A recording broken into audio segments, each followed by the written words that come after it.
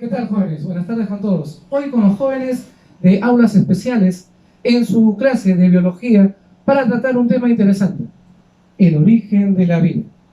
¿No? Siempre se habla acerca de la vida, siempre el hombre ha necesitado, ¿no?, entender, comprender cómo surgió la vida, de dónde, cómo se formó. Y a lo largo de la historia ha habido varias teorías que han ido tratando de explicar, ¿no?, ese posible origen, pero recuerden, una teoría no es una ley, porque la ley es de carácter universal. Las teorías son cambiantes a partir de nuevos descubrimientos.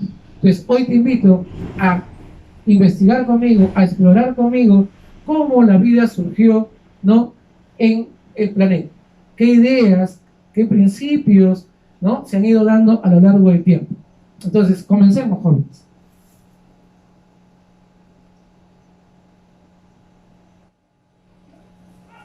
Mire, una de las teorías iniciales tiene que ver con la teoría de la generación espontánea. Esta teoría de la generación espontánea también es llamada abiogénesis. ¿Por qué abiogénesis? La palabra a significa ausencia, bio-vida. O sea, en ausencia de vida surge la vida. Profe, ¿y eso cómo es? Mira, Aristóteles, un gran defensor de la teoría de generación espontánea, junto con Newton, Descartes, comentaba lo siguiente, ¿no?, que si tú dejas un trozo de carne expuesto al medio ambiente, de este trozo de carne van a aparecer larvas y aparecen moscas.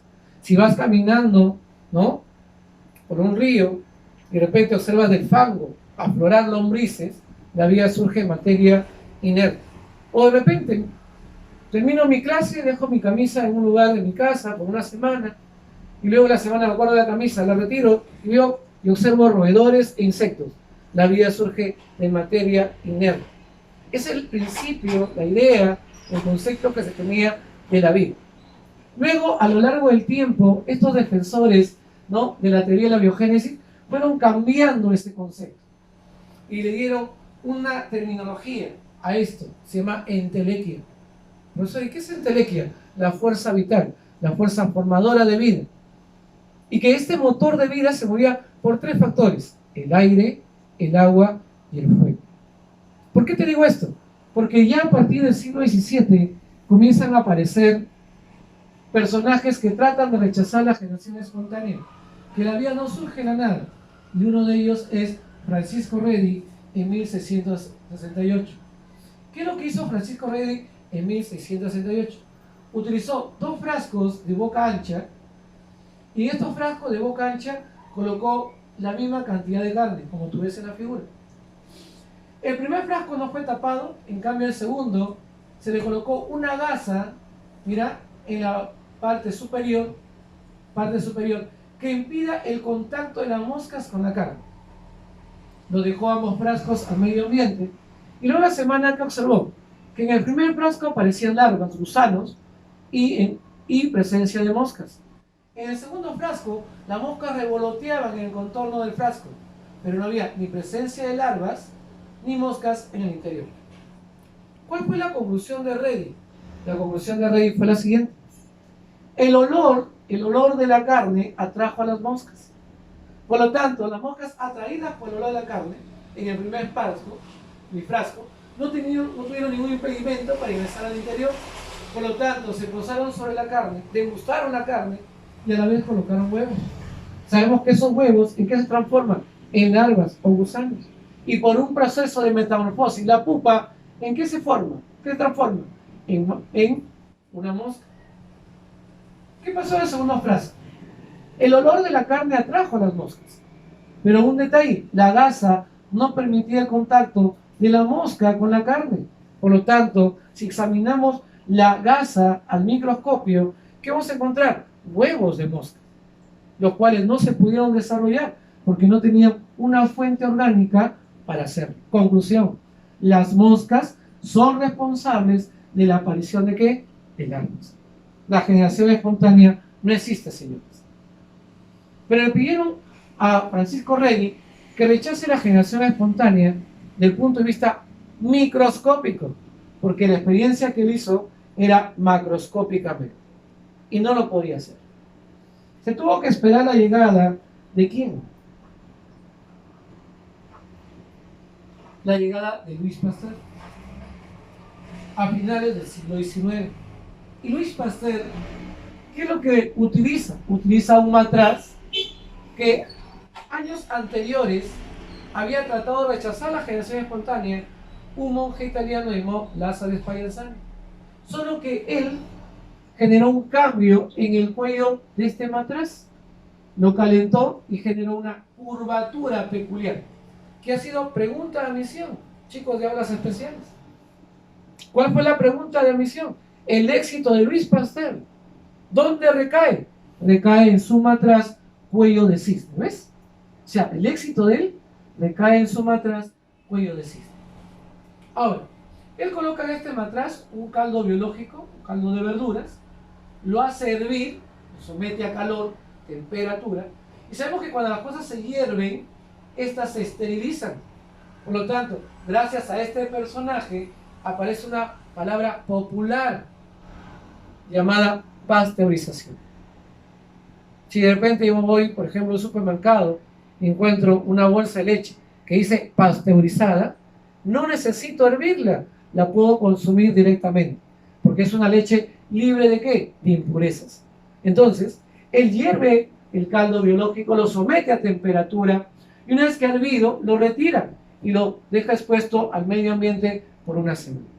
Llega la semana, te das con la sorpresa que el caldo no experimenta ningún cambio. Y él dice contundentemente, la generación espontánea no existe. Porque ahora tenía los elementos que defendían la generación espontánea. Tenía al fuego, tenía el agua y tenía el aire. ¿Qué es lo que había pasado? Tú sabes que en el aire existen microorganismos responsables de la transformación. Son los hongos y las bacterias. Por lo tanto, los hongos y las bacterias habían ingresado a este matraz, pero habían quedado atrapados en la curvatura de este cuello y no habían tenido contacto con el caldo biológico. Por eso no generaron la transformación de vida.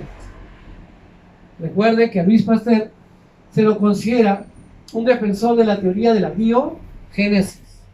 ¿Ya? De la teoría de la biogénesis, que la vida surge de otra vida preexistente. ¿Ya? Entonces, personaje, pregunta de admisión, que rechaza contundentemente la generación espontánea, Louis Pasteur. ¿Cuál fue su éxito, Louis Pasteur? Su matraz cuello de cisne.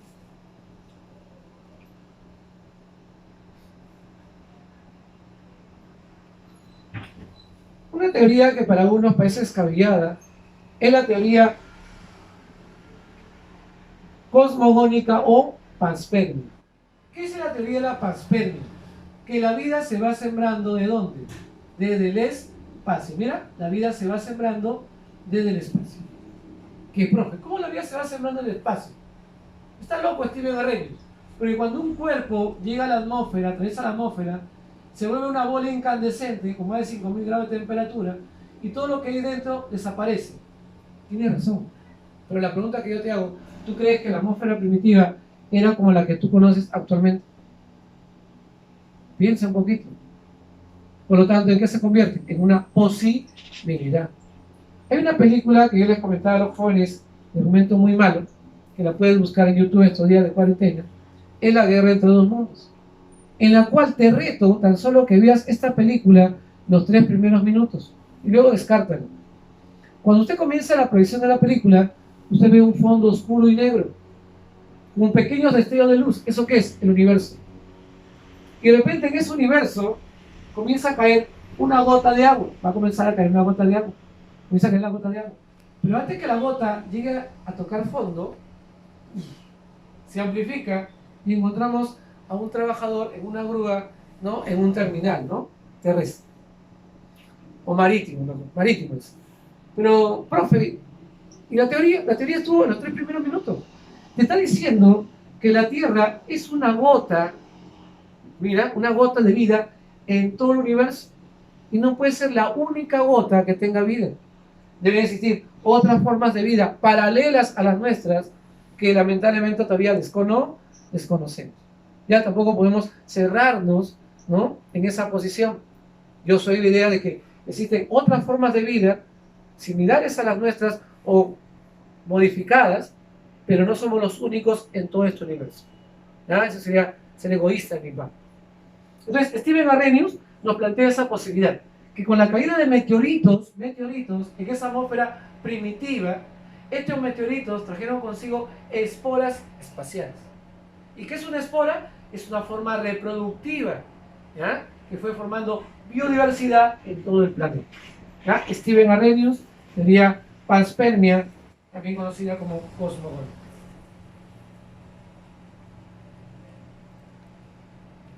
Fue la teoría más acertada, más sensata, más viable para nosotros. Es la teoría quimiosintética planteada por el ruso Alexander Ilyich Oparin. ¿Qué menciona Oparin? Oparin menciona una atmósfera primitiva en la cual abundaban elementos como metano, amoníaco, vapor de agua, iones de hidrógeno y poca cantidad de un gas llamado CO2, sometido a factores externos como actividad volcánica, cargas eléctricas, radiación y una alta temperatura, producto de la primera actividad. ¿Dónde se formó la vida? En el mar. Se formó un caldo primitivo, un caldo biológico, que da origen a la primera forma de vida para Oparin.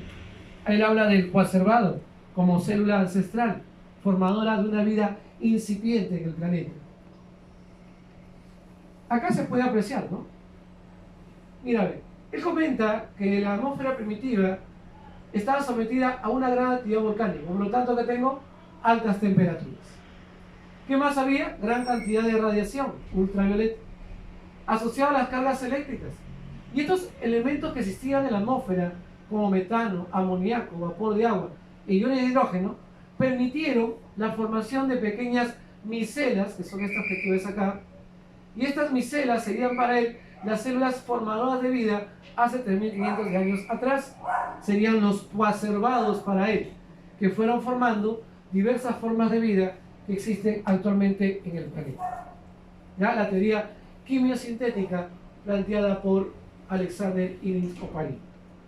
En 1950, dos estudiantes de química, Miller y Urey, deciden recrear la experiencia de Oparin, para lo cual crean este sistema llamado aparato de Tesla. Y mira, ve, ponen a calentar agua, esto genera vapor, ¿no? Ya tengo el vapor de agua, y en una esfera, elementos como metano, amoníaco y iones de hidrógeno sometidos a cargas eléctricas. Eso va a permitir que llegada la semana se forme una sustancia turbia, pero al analizar la sustancia turbia encontramos los ladrillos estructurales de los seres vivos. ¿Qué encontramos? Aminoácidos. Y recuerda, los aminoácidos que forman proteínas. Pero un detalle, ellos llegaron a obtener elementos que forman parte de los seres vivos, pero nunca se pudo llegar a obtener en laboratorio una célula. ¿Te das cuenta? Porque si el hombre forma una célula, ha formado una forma de vida y el hombre sería igual que Dios.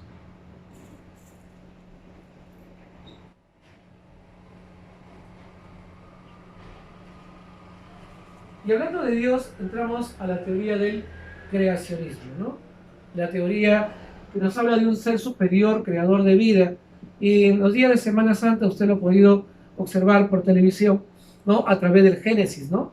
El Génesis nos explica cómo se formaron la vida en 6 días, porque el séptimo día descansa, y que a partir del barro el hombre pudo formar al hombre, ¿no? Y como lo vio solo, de una costilla da origen a una mujer, su complemento. Y es lo que te llama la atención. Cuando uno muere, se descompone y termina convertido en un polvillo. Y este polvillo regresa a la naturaleza en forma de abono. Y ahí lo que decía las Santas Escrituras, ¿no? Del polvo naciste y al polvo regresas, ¿no? Es una teoría también, ¿no? Que muchos tienen bastante, ¿no? Predilección por ella, pero que en sí, a nivel científico, le falta fundamento, ¿no? Le falta fundamento.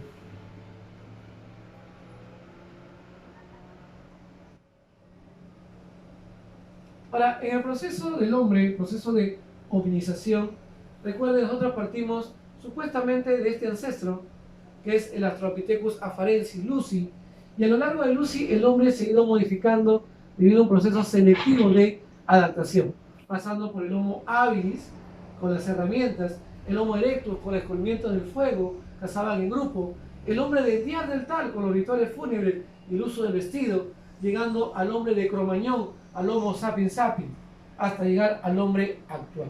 Entonces, el hombre, igual que cualquier especie, ha ido cambiando a lo largo del tiempo. Sí, ha ido cambiando, ¿ya? Y las teorías nos permiten encontrar algunas explicaciones, ¿no?, a este origen posible del vida. Como vuelvo a repetir, son teorías, no son leyes, porque las leyes son de carácter universal. Como reto académico te dejo tu mapa conceptual a los alumnos de aulas especiales, vayan trabajando un pequeño resumen, ¿no?, de los temas que se están elaborando en esta plataforma virtual, ¿no?, y una breve biografía de los personajes que han participado en esta secuencia de origen de la vida, desde Aristóteles hasta Stephen Arrhenius, ¿no?